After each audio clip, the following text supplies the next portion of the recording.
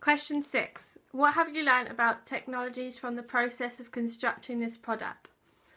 So overall, I definitely learned a lot since the prelim till the actual thriller opening, because I felt my knowledge I'd gained more knowledge since the prelim. We used a range of cameras because we got given one for the hall scene, which we filmed quite a lot before the wood scene, and for the wood scene we got given a more complex, better quality camera, which was actually called a cinema camera, and this meant that we had to learn how to use that because it was quite different to the first one. So we had to set the white balance in a different way, obviously press record in a different way, and it was just a bit more complex, but that was fine because it got us to use two different types of cameras, which was kind of good for us, and it also gave a really good quality, so that was fine. So we also used digital editing for sound and image. That was good, and I gained more knowledge throughout the process watching my other members of the group do it, and then by the time I wanted to edit some sound, I was fine about doing it and I knew exactly what to do, so that was good. I was proud that I did it myself as well. So overall I learned definitely how to set the white balance, because before for the prelim I didn't understand that, but I know now that you have to set it against a white background, and if you don't set it then your colours will be a strange orangey colour and it won't look good on film, so it's definitely important to set the white balance. I also learned that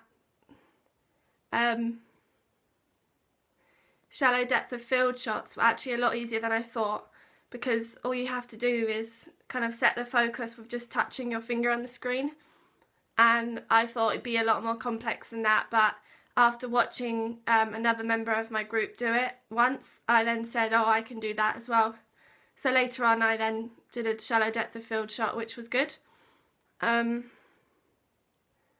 I also learned that framing is very important, especially when you want your character to be in the exact same position they were before. Your character be in the exact same position they were before. It means that you have to be really careful with how you position them, because you want the continuity to flow. You don't want there to be two different shot types kind of thing. You want it to flow. But I also learned that keeping your person in the centre was a lot more effective than having them to the left or the right, but obviously this changed throughout the sequence, as we did have a few shots that meant she had to stand to the left or right, but that worked fine, so that was good. And I also learnt that zooming in on our character didn't look very good, didn't look very professional, and we did try a few shots with zooming in on her face from a far angle, but we just didn't like it at all, and it didn't look very professional or sophisticated, so we didn't use the zoom images in the end, but that was fine because we had a lot of extra shots that we'd done extra in case anything went wrong, so that was fine. And also for our woods scene we didn't use a tripod because when we went to get one they had all gone. So we got given a steady cam, which then meant we had to walk around with the camera on our shoulders like this, so it wasn't as still and it moved a lot more. But we found that this kind of came to our advantage because the woods was very muddy and very hard to walk in, so with a big tripod it wouldn't have been very good. So we were happy we had one we could carry like this, and it also worked well because we were moving with the character, so it didn't have to be very still at all, whereas for the whole scene it was vital we had a tripod, which we did because she was just standing there most of the time and we didn't want the camera to shake or anything, whereas for the wood scene that was okay if it did that, so we didn't mind not having a tripod. So it's definitely not as important as I thought, having a really stable tripod. And so I learned a lot about editing as well during the process because we had a lot of image to edit, and I learned obviously labelling each clip is very important, and not just with the number 1, 2, 3, 4, maybe putting a little description of what the actual shot is, so maybe, you know, something that describes it so that it's clearer to see and that you're not looking through everything like, oh my god, which one is it? So that was important. We needed to do that well. I also learned that having a range of having a variety of different shot lengths was important, because we didn't want to have loads of really short, quick ones, because that wouldn't have flowed well.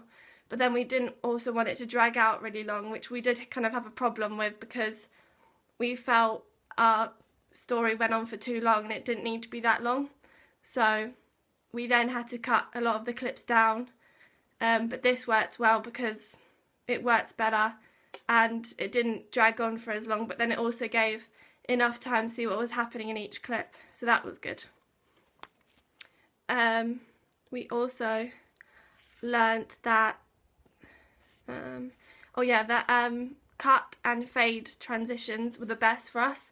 We felt like the dissolve and the wipe didn't really fit with the theme and didn't really flow well, whereas the other two did. And cuts were very good for like shocking scenes.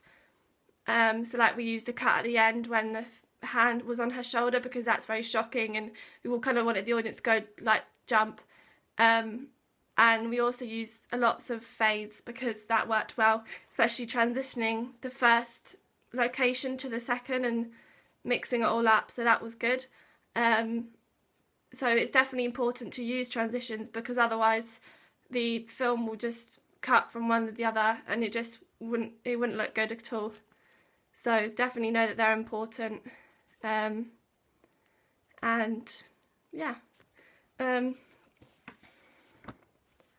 I've also learned about sound editing, a lot about that, because I was the one that recorded the voiceover, because we recorded a voiceover first of all soon after filming, but then after replaying it we didn't feel like it worked well with our story at all, so we redid that, and then I filmed another group member doing the script, and that worked really well. So we used a lapel mic for that, and I knew how to use that from the prelim, and I also knew how to connect it to the Mac and how to install every clip, and then I labelled all of the different clips to make sure we didn't get confused and we knew which one was which. And it was really important for this voiceover that we got everything in order, because if not, if we got something that was meant for the end at the beginning, it wouldn't have made sense, so it had to build up. So that was really important to make sure we put it all in the right position. So we used GarageBand for putting Foley's on as well, which worked well. And then because we'd used that for Foley's, we also thought we'd just put the voiceover on that so that it was all together. So the Foley's worked well because we only had to include a few, such as like a heartbeat, wind and bird singing, things like that. So they were all quite easy to find, and we didn't add in anything unnecessarily, and anything we didn't like we just decided not to use. And then after we did the Foley's, we then added the voiceover on top of that on GarageBand. And then when we found the soundtrack, which took us a long time, we imported that and then put it all back on Final Cut Pro to then put with the edited image and then all together. So the soundtrack was a lot harder than we all thought, because we thought at the beginning we'd found a good one, but then as the time went on and we were putting it together with the image, it didn't work at all. The thing we struggled with was finding a soundtrack that worked well for the hall scene and the wood scene, because they're very different, and the hall scene is quite slow paced, whereas the wood scene is a lot faster and a lot more tense. So we wanted to incorporate that through the sound, but somehow it wasn't working. So after a while we found a good site to use, and we found 2 good sounds that would work for each one, so we used one for the beginning and one for the rest of it and transitioned them together. So that meant we could use both, and they both worked well with the whole scene. So that was for the soundtrack, and we didn't have any diegetic sound at all. We just had on screen and a voiceover, Foley's, and we didn't feel like well, our story didn't include dialogue, so we didn't need to do any of that, which was quite good because it was kind of we could focus a lot more on the camera when we were filming and like shot types instead of worrying about the sound like we were in the prelim. So I was happy that we didn't have any dialogue throughout the whole of it. So yeah, the voiceover was definitely very important because it gives the audience a lot of insight to the narrative and what we're doing in this whole thriller opening. So that was important to us, and we definitely learned how to find a good sound because it took us so long to find. So we know now which kind of sites to use, which ones are the best, how you download it and all that kind of stuff. So that was really good. So yeah.